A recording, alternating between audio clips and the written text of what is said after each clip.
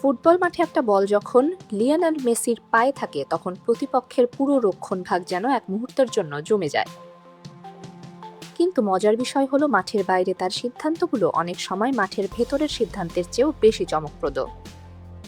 2023 সালে যখন সৌদি আরব থেকে বছরে প্রায় $400 মিলিয়ন বিশাল প্রস্তাব আসে তখন মেসি সেটা প্রত্যাখ্যান করে আমেরিকার ইন্টার মায়ামিতে যোগ দেওয়ার সিদ্ধান্ত নেন।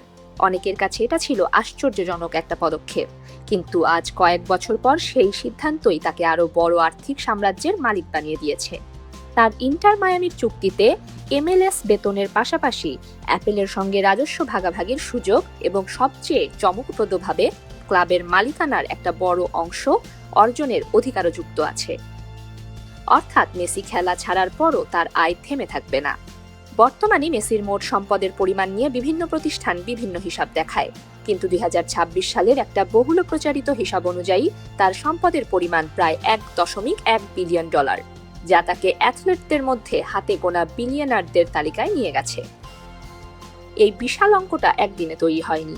বার্সেলোনায় তার 2017 সালের চুক্তিতেই বার্ষিক বেতন ছিল প্রায় $168 মিলিয়ন, যা সেই সময় ফুটবল ইতিহাসে সবচেয়ে বড় চুক্তিগুলোর একটি। এরপর পিএসজিতে যাওয়ার পর তার বার্ষিক আয় আরও বাড়ে। ইন্টার মায়ামিতে এখন তার মৌলিক বেতন কত জানেন? 2026 সিজনে মেসির নিশ্চিত বেতন প্রায় $28.3 মিলিয়ন, যা তাকে MLS এর ইতিহাসে সর্বোচ্চ বেতনপ্রাপ্ত খেলোয়াড় বানিয়ে দিয়েছে। আর স্পন্সরশিপ ও বাণিজ্যিক চুক্তি যুক্ত করলে তার বার্ষিক মোট আয় $70 থেকে $80 মিলিয়ন পর্যন্ত পৌঁছে যায়।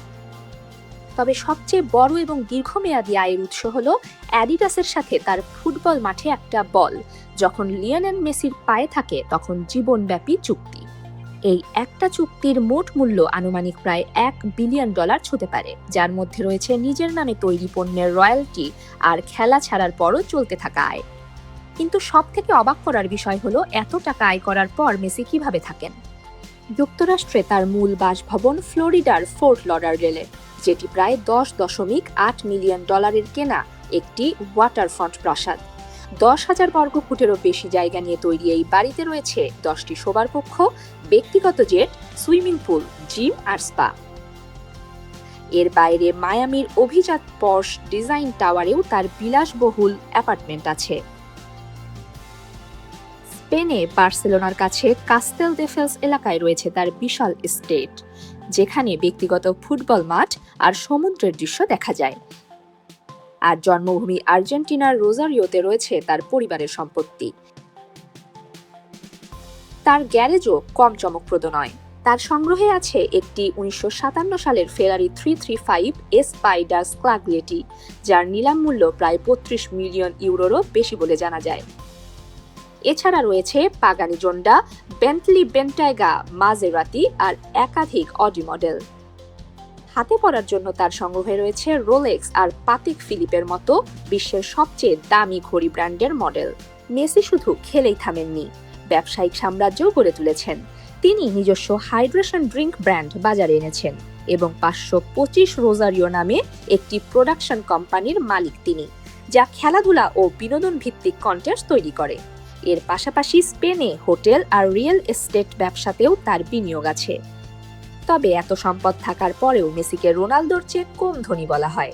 2026 সালের হিসাবে রোনালদোর সম্পদ প্রায় $1.2 থেকে $1.4 বিলিয়ন, যেখানে মেসির সম্পদ প্রায় $1.1 বিলিয়ন।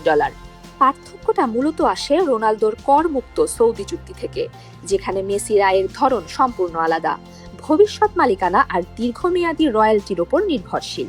সব মিলিয়ে মেসির গল্পটা শুধু একজন ফুটবলারের সাফল্যের গল্প নয়, এটা এমন একজন মানুষের গল্প যিনি একটা বল আর দুটো পায়ের জোরে নিজেকে গ্লোবাল ব্র্যান্ডে পরিণত করেছেন। মাঠে তিনি যত ম্যাজিক দেখান, মাঠের বাইরের আর্থিক সিদ্ধান্তেও ঠিক তেমনই বুদ্ধির ছাপ রয়েছে। আর এ কারণেই বিশ্বজুড়ে কোটি কোটি মানুষ আজও কেবল তার খেলা নয়, তার জীবনযাত্রা সম্পর্কেও জানতে চান।